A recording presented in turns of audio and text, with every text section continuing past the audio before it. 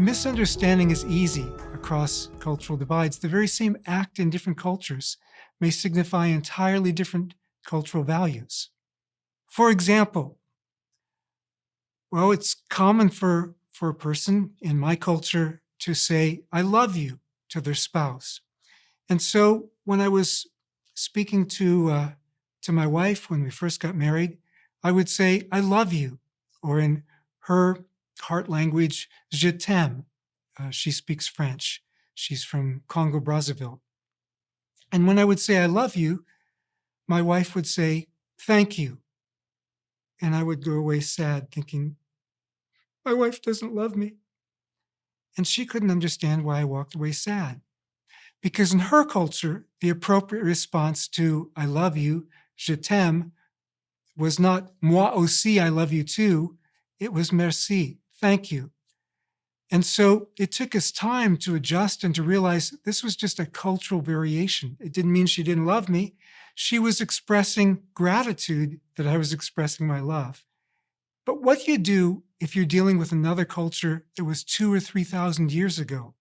How are you going to understand the background for that? How will you understand the culture for that? Take, for example, the woman at the well. Most women came to the well together, but one woman wasn't welcome to come with the other women.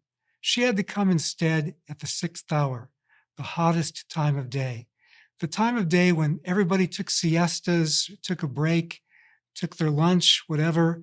People would actually stop work for a couple hours during that time. Anyone who met her there would know that she was considered a moral outcast. Jesus asks her for a drink, but no religious Jew would do that. Conservative religious Jews considered all Samaritan women unclean from the cradle, even if they weren't immoral.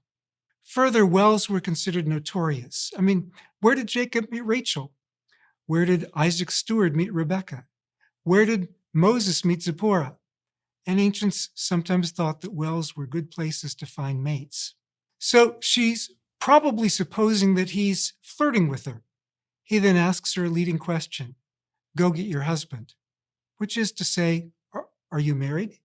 So she responds, I'm not married. Jesus then reveals her past, and she realizes that he's a prophet. Now, this brings her to the next issue.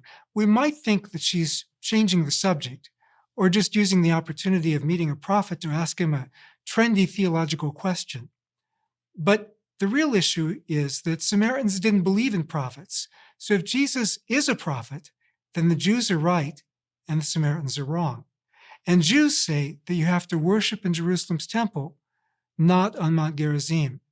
So she's asking him about the right site for worship. Unless we check first century culture, we'll just assume our own and read our own into the text.